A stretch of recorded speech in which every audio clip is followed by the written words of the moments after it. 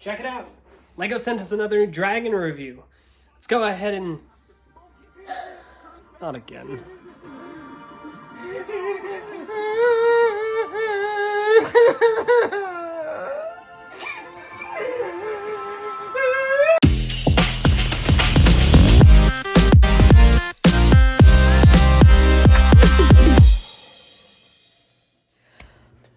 You okay?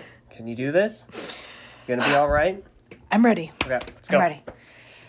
Hello, everyone, and welcome back to another TTV Reviews. Today, we're tackling NINJAGO Winter 2022, and our first set by, recommendation and by a couple people in the comments for the unboxing video. They wanted Lloyd's Legendary Dragon, which is set number 71766. This retails for $70, and it has approximately 747 pieces. This will be released on January 1st. We want to go ahead and thank LEGO first for sending us this set. Absolutely beautiful. We're so excited to talk about it, but as a reminder, everything that we say is our own opinion, and is it's what we think about the set in our honest and full truth. So. That is correct. We are not being influenced by being sent it. Even though it's, a beautiful dragon. But we'll get into that. So, ready to talk about it? Let's jump in. All right. So, Lloyd's Legendary Dragon. And as I said, it is legendary. We've never seen a dragon in NINJAGO built sort of like this before. It's front heavy, I would say. It has a very unique color scheme, especially for Lloyd. And I think it's one of the greatest head molds I've seen on a dragon for NINJAGO. It's certainly quite impressive. I think that the actual head design is quite good, but maybe I'm getting ahead of myself. Let's go and tackle the color scheme first to kind of discuss that, because that's the most, outside of its appearance, it's the most striking, most noticeable thing about it. And it's the most perplexing, because this is Lloyd's Legendary Dragon, and yet it's mostly blue. It is mostly blue. That's one thing I noticed while I was building it. I was putting a lot of green pieces on it, but almost seemingly not enough.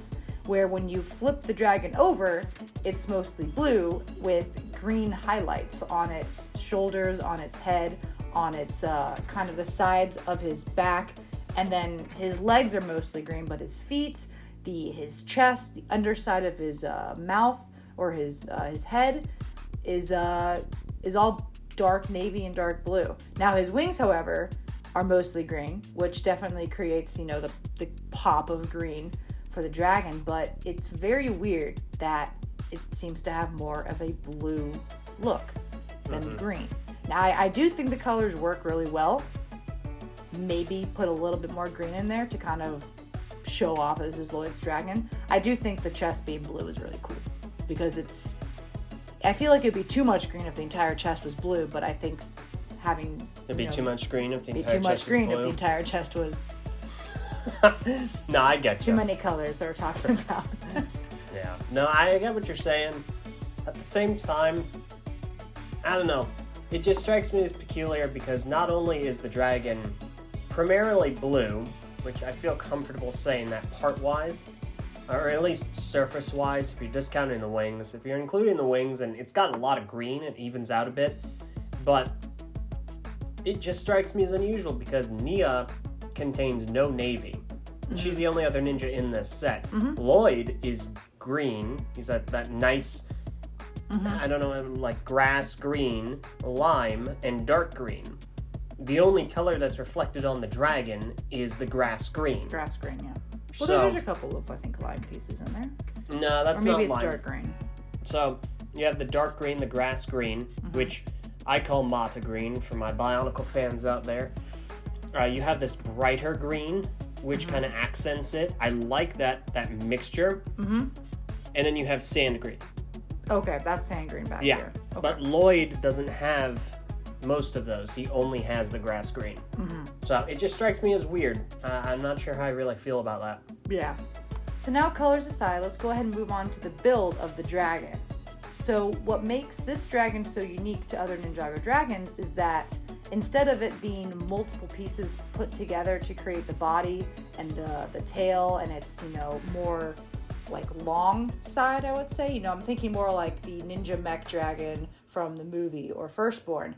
This dragon has a lot of its volume in its chest and its upper arms to create kind of a rhino look. I'm thinking Master of the Mountain, that rhino. Yeah, the Mino Rhino. Mm-hmm. So it has such a very powerful front stance. And then when we get to the back, we get those smaller pieces in the tail. But the body of the dragon itself is very, very sturdy. Yeah, no, it's really well designed. It's well built. I think some people are going to take grievance with the fact that it is so front heavy because it's almost a little cartoony with how spindly these back legs are. It looks a little exaggerated. Like it looks like something you would see in some sort of a kid's cartoon. That kind of bulbous front half and the spindly, like almost unrealistic like back legs. Mm-hmm. That being said, I think stylistically it's very well done. The curving and the actual parts usage here is quite impressive. It's really, really, really. It is a very well nice build of the dragon. Like I said, it's very cartoony, which completely matches, you know, something that we would see in the Ninjago series for this dragon. And then I would like to touch on the wings, because I think the wings here are magnificent, mm-hmm. at least by looking at them. Now, one thing that this is different with Firstborn, we actually pulled it down to look at it. Firstborn's wings are which texture or which fabric? So Firstborn's wings are, it's a very thin plastic. Mm-hmm. I think it's vinyl, sorry. Vinyl. They're vinyl wings. These are indeed fabric. And it's actually kind of funny because I was looking at Firstborn the other day when I was getting B-roll to compare the two. For what it's worth, Firstborn is still slightly larger than this one. Yes. Both in height and in length. Yes, but just ever so slightly. Very, very slightly. It's a little sad, though, because Firstborn's wings fold. Mm-hmm. And she uses vinyl, which bends and warps. Mm-hmm. This dragon's wings, they don't fold, and they use cloth, which is really good for the folding. Mm-hmm. Which is kind of a weird dichotomy. I feel like this dragon probably could have worked well with folding wings. Just to like fold them and bring them down, and it would have really, you know... Because I feel like the wings kind of hide the arms a little bit, especially if you look at it from above or the back legs or whatnot. If you fold the wings, it kind of matches this back area to like kind of go alongside with this tail, and it would have probably pulled a really, really cool look. No, unfortunately, the wings only have kind of two positions. We have kind of this this back kind of, you know, tucked away, which not really tucked away. And then we've got the front look, which you push a lever and it moves like maybe an inch or two forward, and we have the attack pose. I definitely do prefer it in the attack pose, even though it is like an inch difference. Mm-hmm. But it doesn't really have, you know, much movement here with the wings, especially, you know, I hate comparing this to Firstborn so much, but Firstborn had really, really cool movement with the wings. Yeah. This one is, I feel like, the wrong way almost for a dragon. Yeah, because dragon wings, I mean, most wings, they go up and down. These are going forward and backwards. Mm-hmm. It's more of a, like if the dragon's in air and it's thrusting itself forward, that's mm-hmm. fine. But if it's actually taking off, well, it doesn't make any sense because it's going forward and backwards. Mm-hmm. That being said, the function is good. Mm-hmm. Like it's very neat. Fluid. It's neat to see. It's neat to see how it was built too. It's a very sturdy function. Mm-hmm. That does remind me there's something that isn't sturdy. So the neck, yes, unfortunately, doesn't hold up the head very well. So if you have it like this, like kind of crane like that, it's fine. But if you have it extended outward, it will start to sag, which is why this is about as far down as the second neck piece will go. So unfortunately, that doesn't jazz me too much. So if I want the dragon head to be like that, it works fine. If I want it like that, it starts to droop a bit. It looks so sad. Yeah, it's just kind of unfortunate. It is kind of a ball and socket joint issue. That being the case, we do have new ball and socket joints. We have two new ones in the back here and in the legs over here and used in the neck. They are sturdier joints made to not break so easily. They're reinforced, which I think is kind of neat. Looks good to me. There is another new joint contraption in the upper arms, which makes the actual movement very, very, very sturdy. These are heavily reinforced new joints, ratchet joints in fact, and I'm curious to see how they're going to use them in other things. Yes. Another articulation area of the dragon is the tail. This tail does not flop around. Instead, it has this, again, small, tiny little, what are these called? The mixel joints. The mixel joints. They are very sturdy. Like you said, whenever we pick it up, the tail doesn't even move. It doesn't even budge. In fact, most of the dragon doesn't even budge. This thing is not moving at all, which is, I think, it's great for posability in some areas. It's also great for playing with. Like, this is a toy that I feel like this dragon can work really well as a toy. Like, it's so sturdy. I feel like no pieces are going to come flying off of this except for like maybe some pieces around the feet. But other than that, this is like a big dragon action figure. This thing can get beat up and it'll stay nearly in one piece. Yeah. So I would definitely recommend this if you have a kid that loves dragons and wants to play with dragons. This is going to become their favorite toy this Christmas. So. Yeah, I also think the head design is really, really well done. We touched upon that earlier. The molds, I believe, are new. I'm not totally sure. With the exception of these fin pieces, like these are from Seabound. Yes. But the actual like molded parts are really good. Those are new. The construction's great.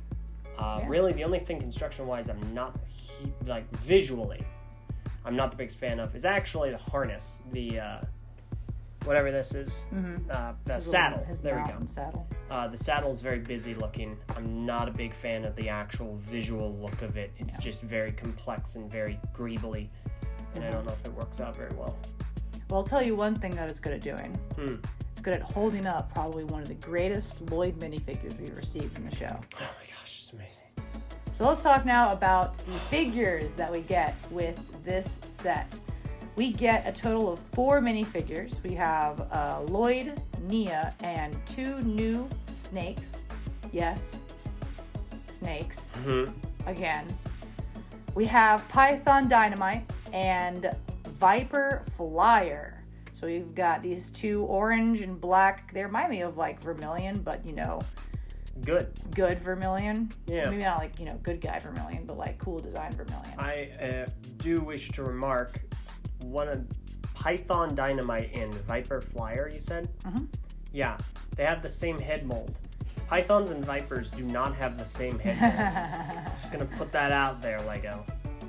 But they're neat. We have unique torso designs on them. I think they're shared amongst other ones from this wave. Dynamite guy is short. He is the Chokin of this wave. And they're neat. They're cool color schemes. I definitely like them visually more than the Vermilion. Yeah. But they're not the important ones from this set. No. We'll start first with Nia, since she's a solo figure in this. First of all, Nia. If you're familiar with what happened in Ninjago and Seabound, definitely scratching our heads of why Nia is in this set. However, it has been confirmed on Twitter from both, I think, Tommy and Neek, that these sets are not story. Yes. This is going to be a solo wave. Well, so kind of, sort of. Tommy Andreasen has said that some of the sets from this wave will show up in the TV show. We do not know which. And the set designer for a variety of these sets, Nick van Slagmat, who works for Lego, he has said that these are not story sets. So while some of them will appear in the story, their intention was not to be a part of it. Yes. So Nia's inclusion is not necessarily confusing anymore. Not at all. In fact, I'm glad that we're going to still be getting her in these sets, especially since we're going to get her with new suits. I am reminded. Let me see. Continue talking. I gotta look for a piece. All right. Oh, you're looking for her. No, not hers. Oh, there it is. So, what's really cool about having Nia stay in these sets is we get new suits for her. In this instance, we have her new Ninja G, which has waves on one side and then a box sort of art on her left, and she's got a headband. She's got cool arms. One of them is blue. One of them is gunmetal. I really like this suit for her. I do. It's a good solid Nia suit. It's got all of her great color schemes all put together. Very fluid. I'm pretty happy with this, I would say. Yeah, I think it's a really good suit. It's very elemental. Mm-hmm. I think that the asymmetry, while probably not popular with some people we know, I think it actually looks very good. Mm-hmm. The one thing that does confuse me is that her sword here is... Oh, let's see, is that the right sword? Let me just double check real quick. That is the right sword, right? Well, it is. We have a bunch of swords. They're bright blue, but Nia isn't bright blue.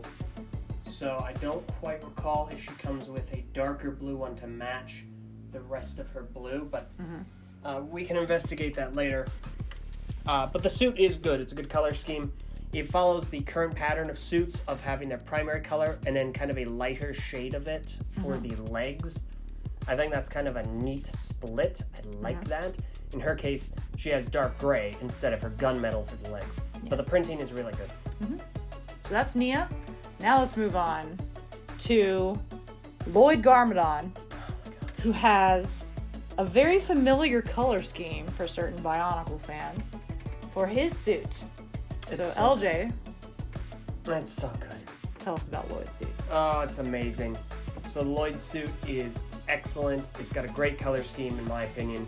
It's got this grass green, lime. It has sand green and dark green. So the dark green is only on the right arm and some patterning on the chest. I don't necessarily like that. It feels a little out of place. Everything else is phenomenal. The printing is great. The design is a really cool pattern, like leaf blade, like blades of grass / leaves on the left side. Again, the lime green and the grass green. The colors, it's my favorite color scheme, sans gold. It matches my favorite Lego set, so I'm really jazzed about it. He's got this lime green sword, and it looks great. He also comes with the island hairpiece, so his hair with the bandana. Nia does not come with one in this set. She does in another one, but not here. The face printing on both of them is the exact same that we're used to. There has been no change, but this is easily one of my top 2 favorite Lloyd outfits. It's heavily in contention with Sons of Garmadon. So I love it. Big fan. Fantastic. I completely agree. This is definitely one of the best Lloyd suits we've gotten. It's so fluid. It's simple, but also has so much beautiful design to it. It just works. Totally works. But yeah, it looks great. One thing that I noticed is we don't have a name for these suits. Not yet. Not yet? They're not even on the box. Because usually they say like Lloyd and then whatever version of Lloyd it is. But, so should we call these like Evo suits maybe? Like Lloyd Evo? I don't know. Potentially. I don't know. We'll find out eventually. Yeah. But it's definitely a curious thing. We don't have a certain name for these suits because I love them so much. We need to name them. So. We do actually real briefly have one last contraption here. It's a small cannon. It's a pretty straightforward design. I do like this kind of turquoise that's used in the front. I like the color scheme a lot. Mm-hmm. It works very simply. It's pointed up only at the dragon. You cannot alter its design or angle. So you just push down and it'll fire very easily. Oh no! You hit his chest and nothing happened, so. Yeah, pretty much. So, neat, worthy of mention. Cool conflict in box. There you go. And finally, the one last thing I'd like to talk about with this set is the introduction to a new feature in the instructions. So one thing that you'll get when you are building this set is that there is a story to be told in the pages of your instructions. So as you build your set, the story evolves, which is super cool. You'll get wonderful little illustrations throughout the entire building process, such as this one right here, which is actually what Eljay just demonstrated. You get wonderful illustrations to tell the story of how your set and your experience will evolve as you build, which is brilliant. Honestly, why is it taken this long to do this for Lego? Because I think it's a great idea and great concept. It's kind of a visualization and a capitalization on kind of a philosophy that they already implore. You know, when you build the set, it's built in a very specific manner. You know, part of what you're getting is the building experience. And so it's really capitalizing on the order in which you build things, what you're building, and how it impacts what you've built. And I think that's fantastic. I really like the illustrations are really cool, and I think it's a great idea. Yep, I agree. So that's all I wanted to say about the instructions. I'm not going to show you all of them because I would like you to experience it yourself when you purchase this set on January 1st. But yeah, Lloyd's legendary dragon, and he will go down as one of the most legendary dragons Ninjago has ever released. So I like it. I enjoy it. I think this is going to be very successful, especially amongst children. I'm going to probably get one for my cousins so they can fly around with this sturdy dragon and have fun with it. So yeah, it makes sense. I think it's a really good dragon.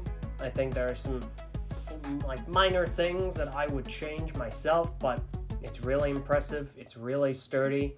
If you're a fan of dragons, I would certainly encourage you to take a look at this one because I think you won't be disappointed.